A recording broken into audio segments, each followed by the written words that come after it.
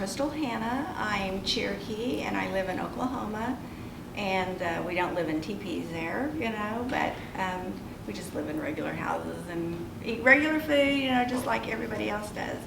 But what I do like to do is share how the Cherokees made pottery.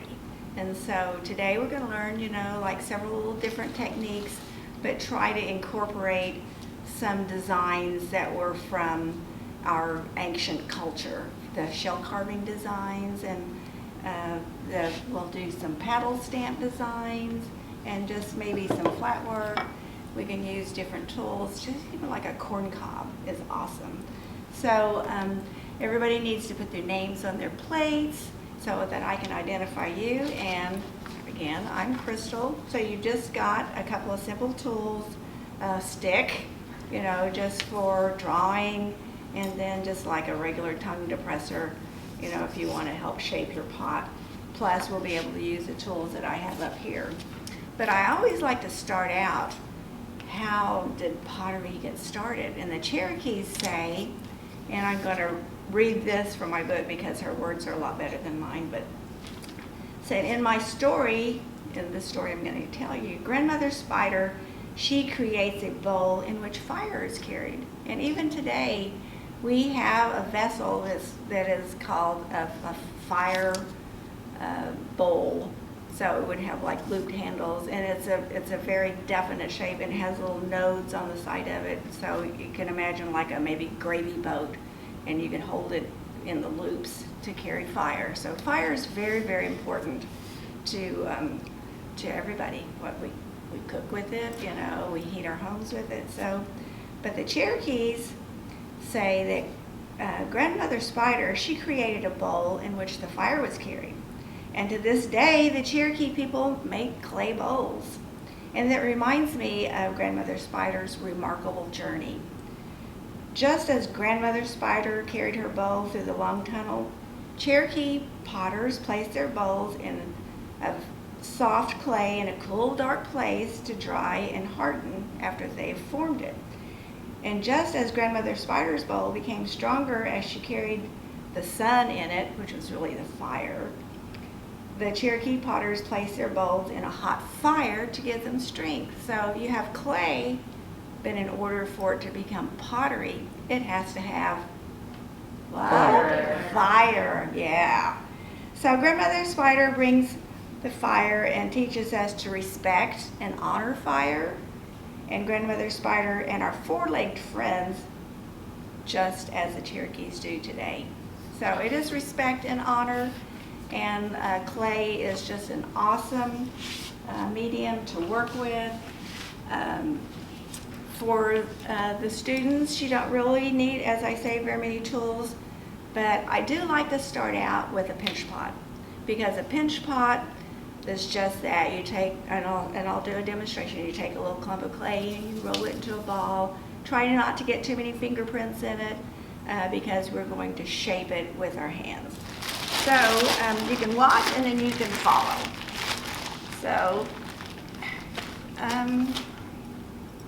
today I'm going to just use some earthenware. You all may be using air dry clay. Earthenware is just a low fire clay. So it would become pottery maybe around at least a minimum of like 1,000 degrees Fahrenheit for it to go from clay to ceramic. So I've got my ball of clay. It's pretty quick, a pinch pot. You can really spend too much time on it, and the air will just dry the clay out, and you'll see the little surface cracks. Sometimes that's when you need a little bit of water. I'm just like a tiny little bit of water. So you've got your sponges in front of you, and you can just dip your finger on the sponge, and it would have enough water to kind of smooth that ball of clay out. And I do like to have it somewhat rounded, but it's not completely necessary. So for the pinch pot, you can get on YouTube. Everybody can learn how to make a pinch pot if you don't learn today. But I just do the opening with my thumbs. And the most important thing is to leave the top pretty thick, because you have a tendency to really make it thin. And what we want to do with the pinch pot is make it the same thickness. So it could be pretty thin, in measurement size, maybe like 1/4 of an inch would be good, but probably not any thicker than your thumb. So that's just a good rule to go by. And so you can use your hand kind of as a little turntable, and just keep pinching and pinching and pinching. And like I said, it's fairly quick, but you'll notice how I'm still like smoothing out the outside of the pot. And you can tell if the bottom's too thick, you can still kind of work on that. Doesn't necessarily have to be just like a little round pot like that. You could actually maybe manipulate the shape later on with a paddle. But for today's demonstration right now, we're just going to make a pot like the Cherokees did hundreds and hundreds of years ago by forming it in their hand, or hands as the case may be, and then you have your even thickness, and maybe it's not like perfectly, symmetrical or even at the top, and usually what I do is I just seat it, turn it upside down and tap it on your plate, and then try to get that even thickness again. So that's one technique that I want you guys to learn today. And you could actually make a really big pot starting out like this. And we also may do, if we have time, do a coil pot, and I'll show you how you would make this pot grow with a coil.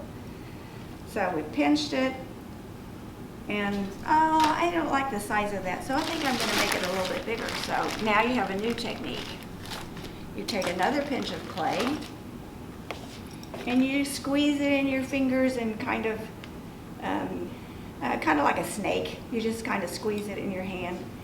And then you can just roll it on your worktop. And again, it's just even thickness. And the idea would probably just be to make it go at least one trip around your top of your bowl.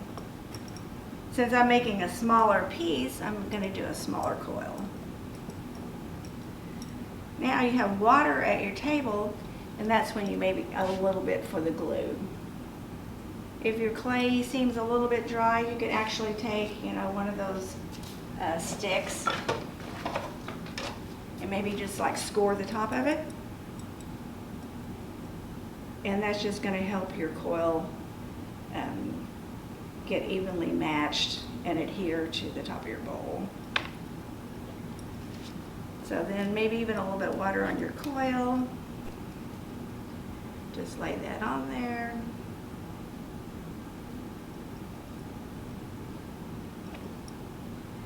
And then the idea is to make sure that it just always looks like it's been one piece. And I just use my fingers where I'm just taking my thumb and pulling down just some of the clay right here to join that coil to the bottom of the bowl.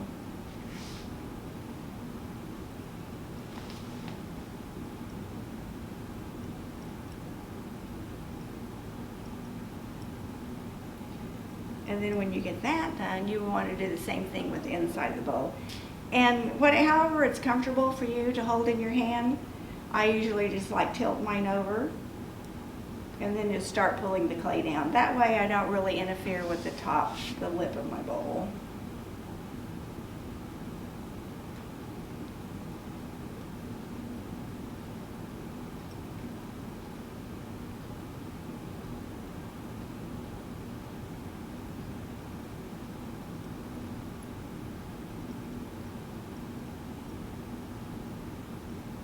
And you could actually, maybe use your tongue depressor if you liked, if you need to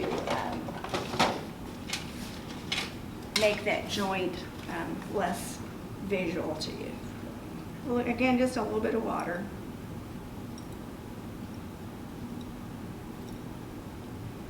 Now, because I am going to do what the Cherokees called their carved wooden paddles.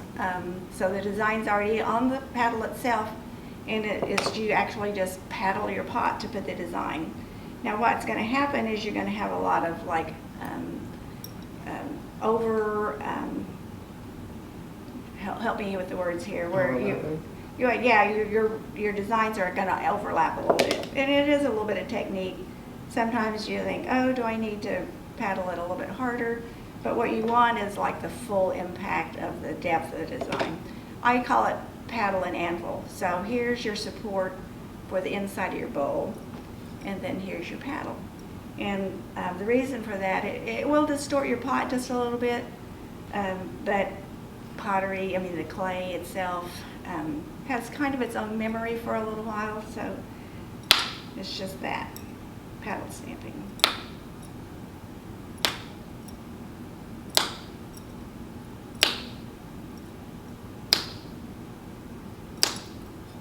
And as you're doing this, it also thins the pot out a little bit. So that's just like a really quick